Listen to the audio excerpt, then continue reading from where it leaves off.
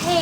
आज मैं चाहती हूँ कि आप इस बारे में फिर से सोचना, फिर से मैं हमेशा कुछ ना कुछ टॉपिक ऐसे लेके आती हूँ कि जिसके बारे में आपको सोचना ही होता है। सो इस टॉपिक के बारे में भी ज़रूर सोचना कि have you ever notice that someone who believes in you can change the whole perception about yourself. Like अगर मैंने कहा कि समझो मेरी एक फ्रेंड है या आपका भी कोई फ्रेंड होगा, इमेजिन कि आपका कोई फ्रेंड है और वो अपने करियर में या अपने लाइफ के साथ कुछ करना चाहता है, जैसे कि अपने लाइफ में कोई स्पोर्ट्स ट्राई करना चाहता है, कोई स्पोर्ट्स नहीं तो कुछ और, कुछ डांस या किसी किसी भी चीज़ में या कोई करियर रिलेटेड। और अगर वो आपके साथ बात कर रहा है, उसने आपके साथ ये बातें शेयर की और आपने उसे कहा कि नहीं ये तुमसे नहीं हो पाएगा, नहीं तुम अच्छे नहीं लगोगे, तुम कैसे दिखोगे, क्या कुछ भी कह रहे हो।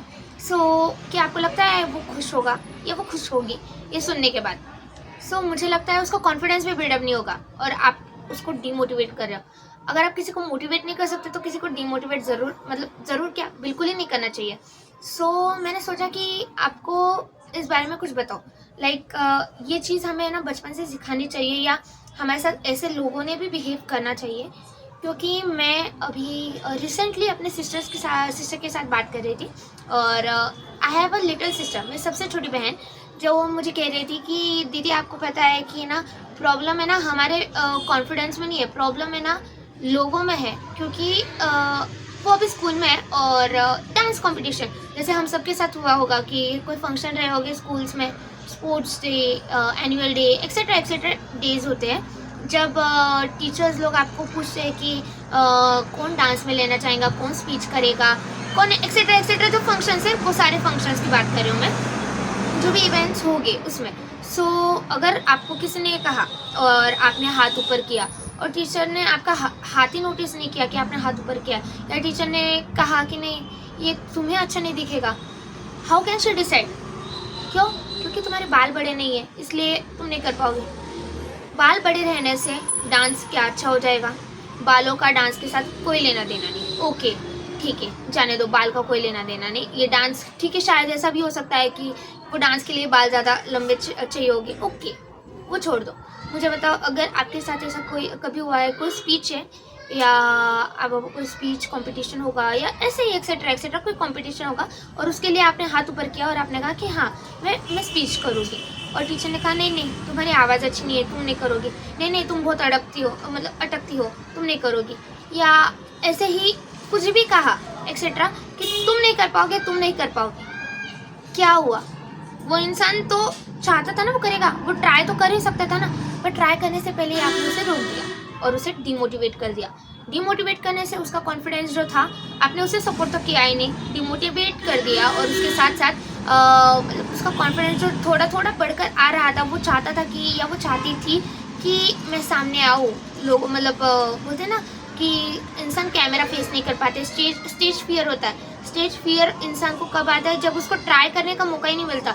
जब हम ट्राई करेंगे ही नहीं तो कैसे होगा? और आई थिंक सिर्फ स्टेज के बारे में नहीं कि स्टेज पर ही जाकर ट्राई करो, लाइफ में आप अगर कभी भी देखोगे कि हम ऐसे बच्चे देखते हैं या ऐसे लोगों को भी देखते हैं जो सामने आने से डरते हैं या कुछ बोलने से डरते हैं या बहुत इंट्रोवर्ट दिख कर आते। क्यों इंट्रोवर्ट रहते? क्योंकि वो बोल ही नहीं पाते, उनके पास कॉन्फिडेंस ही नहीं होता। क्यों? क्योंकि एक टाइम ऐसा था जब वो अपना कॉन्फिडेंस रखना चाहता था या वो आपसे उम्मीद कर रहा था कि आप उसे सपोर्ट करेंगे या आप उसके अंदर का वो टैलेंट देखेंगे या उसे बस एक बोलते हैं ना एक चांस देंगे।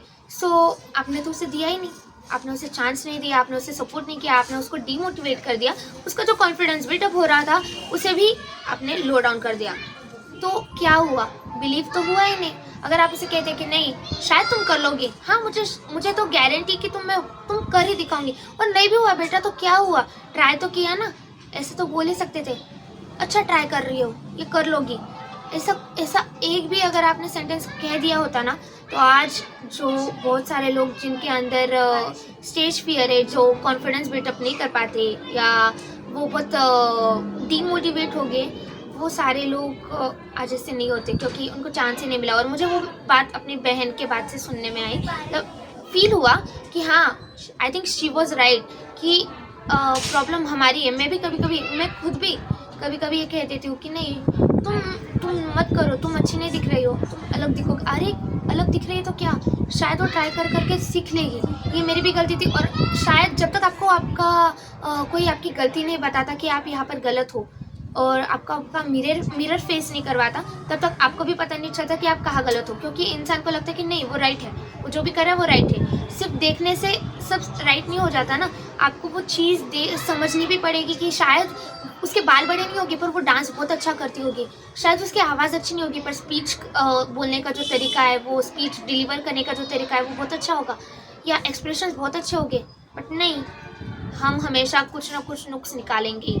सो आई थिंक आपने इस बारे में सोचना चाहिए, या आपने कभी अगर किसके साथ ये मतलब ये ऐसा कुछ किया है अपने घर में, अपने बच्चों के साथ, अपने वाइफ के साथ, या फिर अपने स्टूडेंट्स के साथ, टीचर्स को भी बोलो या कोई भी कलीग्स के साथ, सो प्लीज़ आप ये चीज़ महसूस करें, और जिनको डीमोटिवेट किया है ना उनको आप मोटिवेट करें, सपोर्ट करें, ताकि वो आगे जाकर मतलब खुद भी ऐसा बिहेव ना करें। ओके, सो गाइस मिलते हैं न्यू थॉट के साथ। Bye bye.